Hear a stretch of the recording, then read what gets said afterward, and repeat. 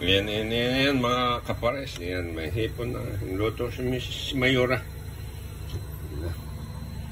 Sa asbok pa eh. Yan. Yan. Ang sarap. Ano ba ito? Sitaw, broccoli, talong, courgette yata. Ewan ko ba kung alam din sa Pilipinas. Alamang. Masugpo ang paglaki. Sarap man sabaw. Ano tawag dito? Sinabaw. Sinabawang pipon. Ayan. Igop-igop sabaw. Tulog maya. Sinigang. Aba, may asim pala. Sarap pa. May asim si Mayora. Siyempre yung kanin iya. Nasa sahig na. Usok pa yung kanin. Kalalagitik na. Si Coco na kain.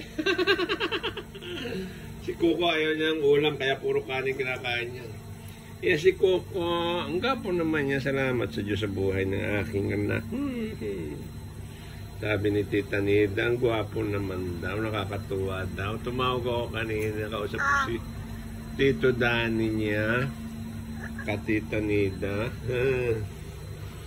Yan. Na-under washing machine. Na! Galit, Mrs.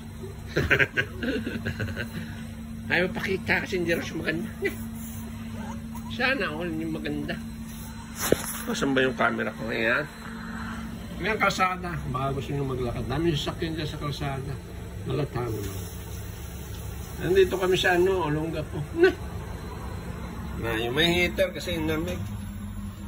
Yung kanin. Nood lang. Coco. Love you, Coco. Hi, say hi, Coco, hi.